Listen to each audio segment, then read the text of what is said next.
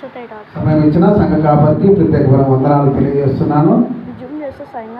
మంచిది ప్రియమైన దేవుని బిడ్డలారా, ఈ దినము యేసుక్రీస్తు వారు సర్వలోక పాప పరిహారముగా తన్ను తాను శిలువ మరణానికి అప్పచెప్పుకొని మనకు మరణం నుండి మనల్ని జీవంలోనికి నడిపించడానికి ఆయన చివరి రక్తము బొట్టు వరకు ఆయన కాచిన దినం కనుక ఈ మంచి శుభ శుక్రవారం మనం జ్ఞాపకం చేసుకున్నట్టుకు ఎంతైనాను కృతజ్ఞతలు కలిగి ఉన్నవారు. కాబట్టి ఈ దినము నాకు ఆయన శిలువలో పడిన 7 మాటలలో మొదటి మాటను అప్పగించారు. మొదటి మాట ఏమమ్మా? యేసు మాట్లాడుచు, తండ్రి వీరేమి చేయుచున్నారో వీరెరుగరు కనుక వీరిని క్షమించమని చెప్పిను. దేవునికి స్తోత్రం, హల్లెలూయా. ఏమన్నాడు? తండ్రి వీరేమి చేయుచున్నారో వీరు ఎరుగరు కనుక వీరిని క్షమించండి. బైబిల్ పరిశుద్ధ గ్రంథంలోని 66 పుస్తకాలలో ఈ ఒక్క మాట చాలా గొప్ప మాటగా గుర్తించబడింది. 66 పుస్తకాలు క్షమించండి అనే మాట. క్షమించడం అంటే సామాన్యమైన విషయం కాదు ప్రియమైన దేవుని బిడ్డలారా. ఈ ఒక్క మాటకే ప్రపంచము యావత్తు ఉలిక్కి పడతా ఉంది. ఏమంటుంది? ఈ ఒక్క మాటను బట్టి ప్రపంచ యావత్తు యేసుక్రీస్తు బిడ్డలను చూస్తే ఏమంటుంది? ఉలిక్కి పడతా, భయపడిపోతా ఉన్నారు. ఈ రోజున చూస్తే సమాజంలో దేవుని నమ్మిన బిడ్డలను అనేక విధములుగా హింసించడానికి, అనేక విధములుగా వారిని శిక్షించడానికి కోరుకున్నారు. ఎందుకంటే క్షమాగుణము కలిగిన ఈ బిడ్డలు ఎంతకైనా తెగిస్తారు, వారు ప్రాణమునైనా లెక్క చేయరు. కాబట్టి వారిని అణిచివేయాలనే ఒక దృక్పథంతో ప్రపంచం యావత్తు యేసుక్రీస్తును నమ్ముకున్న బిడ్డల వైపే ఉంది. జైన మతంతో ప్రాబ్లం లేదు, సిక్కు మతంతో ప్రాబ్లం లేదు, హిందూ మతంతో ప్రాబ్లం లేదు, ముస్లిం మతంతో వాళ్ళకి ప్రాబ్లం లేదు, ఒక క్రిస్టియన్ మతంతోనే వాళ్ళకి ప్రాబ్లం. ఎందుకంటే నిజమైన యేసుక్రీస్తును నమ్ముకున్న బిడ్డలు వాళ్ళు కాబట్టి వాళ్ళతో వారికి ప్రాబ్లం. కాబట్టి ప్రియమైన దేవుని బిడ్డలారా, ఈ మాటను బట్టి అనేకులు వణుకుతున్నారా లేదా? భయపడుతున్నారా లేదా జనాలు? ఎందుకు అంతమంది ఉంటే కూడా భయపడుతున్నారు? సిక్కు మతము, జైన మతము, హిందూ మతం, ముస్లిం మతం వీళ్ళందరూ ఎవరు లెక్క చేయరు. కానీ క్రిస్టియన్ మతం అంటేనే భయపడుతున్నారు జనాలు. ఎందుకు? మనము యోధా గోత్రపు సింహాన్ని వెనక ఉంచుకున్నాం. సింహాన్ని పిల్లలం మనం, కాబట్టి మనకు ఎవరైనా భయపడాల్సింది. దేవునికి స్తోత్రం, హల్లెలూయా, హల్లెలూయా. సింహము పిల్లలం కాబట్టి మనకు ఎవరైనా భయపడాల్సింది. మన రక్షకుడు మనకు మన వెనకాలనే కాపుగా ఉన్నారు. కాబట్టి ప్రియమైన దేవుని బిడ్డలారా, ఈ మాట 66 పుస్తకాలతో ఉన్నతమైన పుస్తకంగా భావిస్తుంది. ఈ క్షమించడం అనే పదంతో ఈ దేశానికి స్వాతంత్రం వచ్చింది. తెలుసా మీకు? తెలుసా? ఈ క్షమించడం అనే పదంతోనే మహాత్మా గాంధీ అనే అతను మన బైబిల్ లేఖనంలో కొన్ని పేర్లను కొన్నిటిని, అంటే ఒక చెంప కొట్టి మరొక చెంప చూడాలని, వాడు తిట్టినా, వాడు ఉమ్మి వేసినా, వాడిని ఏమనుకున్నా మనం క్షమించే గుణం కలిగి ఉండాలని ఒకే ఒక లక్ష్యంతో ఆయన ఆంగ్లేయులను వాళ్ళు స్వాతంత్రం ఇచ్చి ఎనికి వెళ్ళిపోయేటట్టుగా మార్చారు. అతను ఎవరిని ఏం తిట్టలేదు, ఎవరినేమి కొట్టలేదు. యేసుక్రీస్తు వారు ఈ లేఖనంలో ఆయనకు చూపించిన అత్యాలను ఆయన అనుసరించారు. కత్తి తీసుకొని పొడిస్తే పొడవడానికి సిద్ధంగా ఉంటారు వాళ్ళు. తుపాకీ తీసుకొని కాలుస్తే కాల్చడానికి సిద్ధంగా ఉంటారు. కానీ నిన్ను కొట్టినా, నిన్ను చంపినా, నిన్ను తిట్టినా ఏమనుకున్నా మౌనంగా ఉంటారు చూడు, నీతోటే వారికి భయం. అలాగనే గాంధీ గారు ఈ దేశానికి స్వాతంత్రం తీసుకొచ్చారు. తెలుసా? ఆ క్షమించనే గుణాన్ని బట్టి ఆ మాటలు తీసుకొని ఆయన ఈ దేశానికి స్వాతంత్రం తీసుకొచ్చారు. మంచిది ప్రియమైన దేవుని బిడ్డలారా, అపోస్తలుడైన పౌలు ఎన్నో మార్లు ఆయన సువార్తను అనేక ఖండాలలో సువార్త ప్రకటించడానికి వెళ్ళిపోతూ ఉంటారు. గ్రామంలోకి వెళ్ళి సువార్త ప్రకటిస్తూ ఉంటే ఆయనను అనేక మార్లు కొట్టి అందరూ పెరుగుతున్న గుర్తి ఆయన కాళ్ళు పట్టుకొని రోడ్డు అమ్మటి వీడ్చుకుంటూ బయటకు వచ్చి పాడేసేవారు. ఊరి పొలిమేర చచ్చిపోయిన వాళ్ళని వదిలేసి వెళ్ళిపోయేవారు. కానీ ఆయన వారు ఎవరిని ఏమనేవాడు కాదు. ఆయన మళ్ళా సృహ వచ్చిన తర్వాత లేచి మరి ఒక ప్రాంతానికి పోయి సువార్త ప్రకటించారు. యేసుక్రీస్తు వారు నేర్పించిన క్షమాగుణాన్ని వాళ్ళు అలవరుచుకున్నారు. దేవునికి స్తోత్రం, హల్లెలూయా. అందుకనే మనం చూసినట్లయితే తండ్రి మీరేమి చేస్తున్నారో మీరు ఎరుగని కనుక వీరిని క్షమించండి. ఎవరితో మాట్లాడుతున్నాడు ఈ మాట? తండ్రితో మాట్లాడుతున్నాడు. తండ్రికి ఎందుకు చెప్తున్నాడు ఆయన? చెప్పండి ప్రియమైన దేవుని బిడ్డలారా, తండ్రికి ఎందుకు చెప్తున్నాడు? ఒకసారి మనం చూసినట్లయితే ఇశ్రాయేలు జనాంగము మోసే నాయకత్వంలో నడిపిస్తూ ఉంటే ఒక ప్రాంతంలో ఆయన ఆ కొండనెక్కి 10 ఆజ్ఞలను తీసుకెళ్ళడానికి ఆయన వెళ్ళిపోతాడు. 40 దినములు ఉపవాసం దేవుడితో ముఖాముఖి మాట్లాడుతూ ఉంటారు. కింద వాళ్ళు ఏం చేశారంటే ఒక విగ్రహాన్ని తయారు చేసుకుని వాళ్ళు మత్తులో ఎగురుతూ వాళ్ళు ఇష్టానుసారమైన జీవితాన్ని జీవిస్తున్నప్పుడు దేవుడు ఏం చేశాడు? అప్పుడు ఏం చేశాడు? అక్కడ ఉన్న వాళ్ళందరినీ ఆయన హతమార్చినట్టుగా మనం చూస్తున్నాం. దేవుడు యేసుక్రీస్తు అంతటి మంచివాడు కాదు. దేవునికి స్తోత్రం, హల్లెలూయా. నువ్వు చేస్తున్న పాపాలను బట్టి ఆయన చూస్తూ ఊరుకోడు. ఆయన వెంటనే శిక్షించేవాడు. అందుకని ఇశ్రాయేలు జనాంగాన్ని పాలు తేనెలు ప్రవేశించి దేశానికి నడిపిస్తానంటే వాళ్ళు చేసిన అతిక్రమణను, వాళ్ళు చేసిన పాపములను, వాళ్ళు చేసిన ఇతర చెడు కార్యలను బట్టి ఏ ఒక్కరూ ఆ ప్రాంతం వాళ్ళు కరులారా చూడాలి. ఎందుకు? వాళ్ళు పాపం చేశారు కనుక అరణ్యంలోని వాళ్ళు రాలిపోయి అని ఉంది. కనుకనే ప్రియమైన దేవుని బిడ్డలారా, యేసుక్రీస్తు వారిని సిలువ వేసి ఆయన అవమానపరుస్తూ, ఆయన పిడిగుద్దులతో గుద్దుతూ, ఆయన కొరడాలతో కొడుతూ, ఆయన మీద ఉమ్ము వేస్తూ, ఆయన నానా దూషణమైన మాటలు మాట్లాడుతున్నప్పుడు దేవుడు యేసుక్రీస్తు తన తండ్రికి మొదలుపెట్టుకుంటున్నాడు. ఎందుకంటే దేవా నీవు వారి మీద కోపపడద్దు. దేవునికి స్తోత్రం, హల్లెలూయా. దేవా నీవు వారి మీద కోపపడద్దు, వారు ఏమి చేస్తున్నారో వారు ఎరగరు కనుక వారిని క్షమించు. అందుకు ఆయన తండ్రిని ఏడుకుంటున్నాడు. ఎందుకు ఏడుకుంటున్నాడు? తండ్రి తన కుమారుల మీద కోపపడతాడని దాంతో ఆయన ఏడుకుంటున్నాడు. ఎందుకంటే ఆయన ప్రధాన యాజకుడిగా మనము మధ్య ఆయన దేవునికి మనకు వారసుగా ఉన్నాడు కాబట్టి మనల్ని బట్టి ఆయన దేవుని వేడుకుంటున్నాడు. దేవుని స్తోత్రం, హల్లెలూయా. ఆదికాండం 50వ అధ్యాయం 17వ వచనం ఒకసారి చూసుకుంది.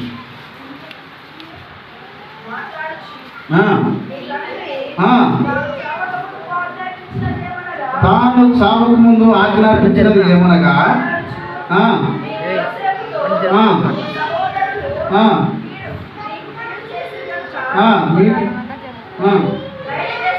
దయచేసి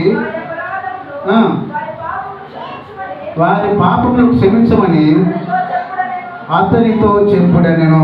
దేవుని స్తోత్రం, హల్లెలూయా. ఇక్కడ ఏమంటున్నాడు?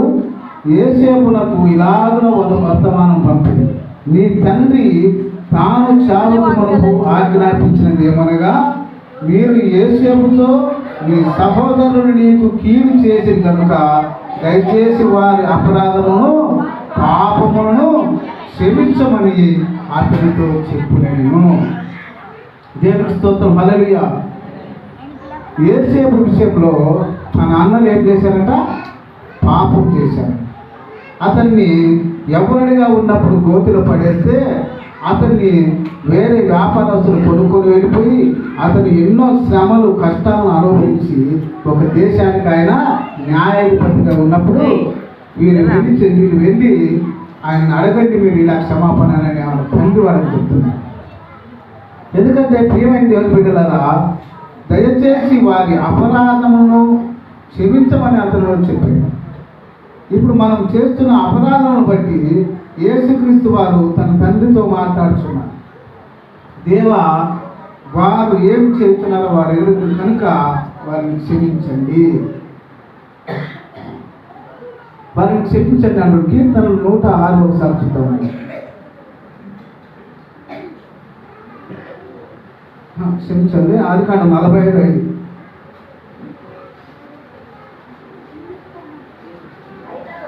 అయినను నేను ఇక్కడికి వచ్చినట్లు మీరు నన్ను అమ్మివేసినందుకు దుఃఖపడకుడి, అది మీకు సంతాపం పుట్టింపనీయకుడి. ప్రాణ రక్షణ కొరకు దేవుడు మీకు ముందుగా నన్ను పంపించిన దేవుడికి స్తోత్రం. హల్లెలూయా. ఎవరు పంపించారంట అక్కడికి? మీరు నన్ను ఇక్కడికి అమ్మివేసినందుకు ఎంత మాత్రము బాధపడగాకండి, దుఃఖపడగాకండి. అందు నిమిత్తం మీరు సంతాపము పట్టింపక ప్రాణ రక్షణ కొరకు దేవుడు మీకు ముందుగా నన్ను పంపించిన దేవుడికి స్తోత్రం. హల్లెలూయా. మన ప్రాణ రక్షణ కొరకై యేసుక్రీస్తు వారిని దేవుడు మనకు ముందుగా పంపించాడు. ఆయనకు తెలుసు గొర్రె రక్తం వలన ఈ లోకంలో మనుష్యుల పాపం ఎంత మాత్రం మనము కడగలేము. కాబట్టి తన సొంత కుమారుణ్ణి తనకు ఇష్టపూర్వకంగా నన్ను శిక్షించడానికి ఈ లోకానికి పంపించాను. కనుక ప్రియమైన దేవుని బిడ్డలారా, క్షమించుడి అనే మాట ఎంతో విలువైనదిగా లేఖన భాగంలో మనం చూస్తున్నాం. ఒకసారి మనం చూసినట్లయితే అపోస్తల కార్యములు 7:6 అయితే ఒక్క నిమిషం 60 అతడు మోకాళ్ళుని మాట్లాడుచు, ప్రభువా, వారి మీద ఈ పాపము మోపకమని గొప్ప శబ్దంతో పలికెను. ఈ మాట పలికి నిద్రించెను. సౌలు అతని చావునకు సంబంధించిన చాలు. దేవునికి స్తోత్రం. హల్లెలూయా. ఇక్కడ మనం ఎవరిని చూస్తున్నాము? స్టెఫనును చూస్తున్నాం. స్టెఫను రాళ్లతో కొట్టి ఆయనను అపోస్తలుడైన పౌలుగా మారకముందు సౌలుగా ఉన్నప్పుడు క్రైస్తవులను హింసిస్తూ దేవుడిని విశ్వసించిన బిడ్డలను వారిని రాచి రంపాన పెడుతూ ఒక రాజముద్రికను తీసుకొని అనేక గ్రామాలకు వెళ్ళి అనేక మంది క్రైస్తవులను ఆయన చంపడానికి కోరుకున్నాడు. అయితే ఆ క్రమంలో ఇక్కడ స్టెఫను అనే అతన్ని రాళ్లతో కొట్టడానికి ఆయన జనాలను ఏం చేశాడంట? పురికొలిపాడు. అక్కడ అతను ఉండి అక్కడ చక్రం తిప్పాడు. అతను ఎదురుగానే స్టెఫనును రాళ్లతో కొట్టి చంపుతుంటే స్టెఫను ఏం చేశాడంటే మోకాళ్ళుని ప్రార్థన చేస్తున్నాడంట. ప్రభువా, అతడు మోకాళ్ళుని, ప్రభువా, వారి మీద ఈ పాపము మోపకమని గొప్ప శబ్దంతో పలికెను. దేవుని స్తోత్రం. హల్లెలూయా. తాను చనిపోతూ ఉన్నా కానీ తన ప్రజల పాపం నిమిత్తమై ఆయన తండ్రిని వేడుకుంటున్నాడు. తండ్రి, వీరేమి చేయుచున్నారో వీరు ఎరగరు. ఈ లోకంలో ప్రియమైన దేవుని బిడ్డలారా, అనేకమైన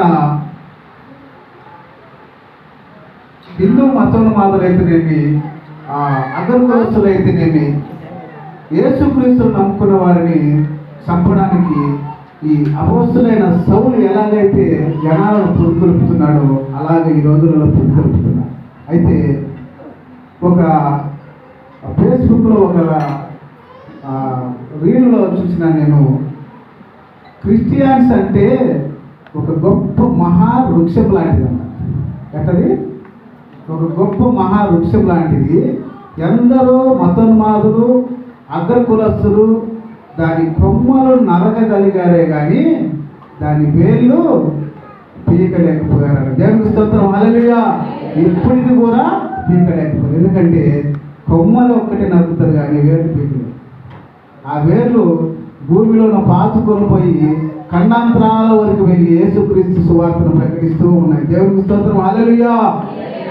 అదనమాట క్రిస్టియన్ అంటే గొప్ప మహావృక్షం లాంటిది. ఎందరో మొదలు దాని కొమ్మలు నరకగలేరు కానీ దాని వేర్లు పీకలేరు కూడా. అది కొమ్మలు నరికిపోతే ఏమైంది చెప్పండి? మళ్ళీ అక్కడ చిన్న చిన్న కొమ్మలు చిగురిస్తూనే ఉంటారు. ఒక కొమ్మ పోతే ఆ ప్లాస్ 4 కొమ్మలు పోతుంది. చెట్టుకైతే ఏం కాదు, వృక్షానికైతే ఏం కాదు. కనుక దేవుడు అంటున్నాడు, చూద్దాం కోసం, రోగులకు రాసిన పత్రిక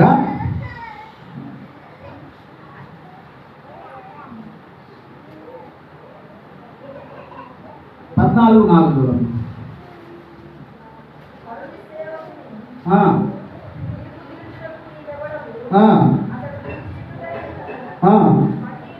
సరే 12:14. మిమ్మల్ని హింసించు వారిని దీవించుడి కానీ శపించవద్దు. దేవుని స్తోత్రం, హల్లెలూయా. మిమ్మల్ని హింసించు వారిని దీవించుడి కానీ చెప్పవద్దు, హింసించవద్దు అని దేవుడి మాటలు చెప్తున్నాడు. అయితే దేవుడు అంటున్నాడు, క్షమాగుణము కలిగి జీవించాలంటున్నాడు.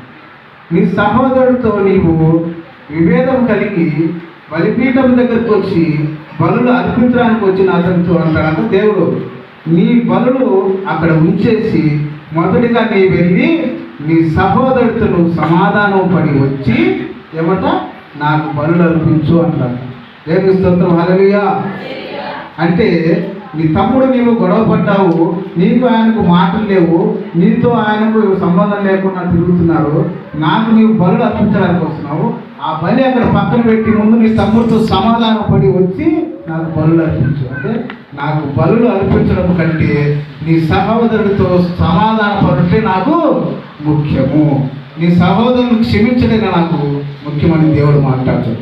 కనుక ప్రియమైన దేవుని బిడ్డలారా, ఈయన ఎందుకంటే తండ్రితో మొరపెట్టుకుంటున్నాడు, తండ్రి వీరేం చేస్తున్నారో వీరెరుగరు కనుక వీరిని క్షమించండి తండ్రిని అడుగుతున్నాడు. ఒకవేళ తండ్రి ఎలాంటి వాడని చెప్పినాము, తను చూసిన కాబట్టి ఆయన శిక్షించేవాడు.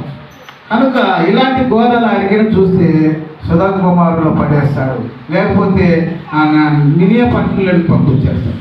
అలా కాకుండా దేవుడు ఆయనని వేడుకుంటున్నాడు, తండ్రి వీరేం చేస్తున్నారు వీరెరుగరు కనుక వీరిని క్షమించండి. దేవుని స్తోత్రం, హల్లెలూయా. 2 పేతురు 22:23 చూడమ్మా.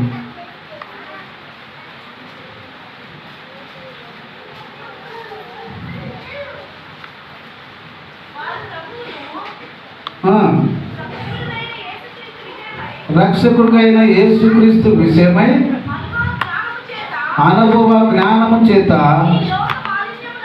ఈ లోక మాలిన్యమును వారిలో చిక్కుబడి చాలు 1 పేతురు 2:23 ఆయన దూషింపబడి బదులు దూషింపలేదు, ఆయన శ్రమ పెట్టబడి బెదిరింపగా న్యాయముగా తీర్పు తీర్చు దేవునికి తన్ను తాను అప్పగించుకొనెను. మనము పాపముల విషయమై చనిపోయి నీతి విషయమై జీవించినట్లు ఆయన తానే తన శరీరమందు మన పాపములను చేత మీరు స్వస్థతను అందిస్తుంది. మీరు గొర్రెల వలె దారి తప్పిపోతుంది, కానీ ఇప్పుడు మీ ఆత్మల కాపరి అధ్యక్షుడునైనా ఆయన వైపునకు మళ్ళీ ఉన్నారు. దేవునికి స్తోత్రం, హల్లెలూయా. తన్ను తాను మన పాపముల నిమిత్తమై అప్పగించుకున్నాడని యేసుక్రీస్తు మాట్లాడుతున్నాడు. మన పాపముల విషయమై చనిపోయి నీతి విషయమై జీవించినట్లు, మనము పాపము విషయమై చనిపోయి నీతి విషయమై జీవించినట్లు తన్ను తాను సిలువకు అప్పగించుకున్నాడు యేసుక్రీస్తు. కనుక ప్రియమైన దేవుని బిడ్డలారా, మొదటి మాటగా ఆయన క్షమించండి అని అన్నాడు. చివరి కూడా తండ్రి వీరేం చేస్తున్నారో వీరెరుగరు కనుక వీరిని క్షమించండి అన్నారు. చివరి మాట కూడా తండ్రి నా ఆత్మను నీకు అప్పగించుకుంటున్నాను. 2 సార్లు ఆయన తండ్రితో సంభాషించినట్లుగా మనం చూస్తున్నాం. కనుక ప్రియమైన దేవులారా, ఈ క్షమించనే మాటను మనము ఒక పవిత్రమైన మాటగా తీసుకొని ఒకరికొకరు మనము క్షమాగుణము కలిగి జీవించాలని యేసుక్రీస్తు వారు మనకు మాదిరిగా లేఖనములు ఆయన ముద్రించి ఉన్నారు. కనుక ఈ మధ్యాహ్న కాల సమయంలో ఈ మొదటి మాటను దేవుడు మనకు అనుగ్రహించిన ఈ మాటను బట్టి దేవునికి స్తోత్రాలు చెల్లించుకుంటూ మనకు సమయాన్ని అప్పగించిన సంఘ కాపరికి ప్రత్యేకమైన వందనాలు తెలియజేసుకుంటూ ఈ మాటలు మన వెనుకల్లో దేవుడు దీవించలాగా దేవునికి స్తోత్రం హల్లెలూయా.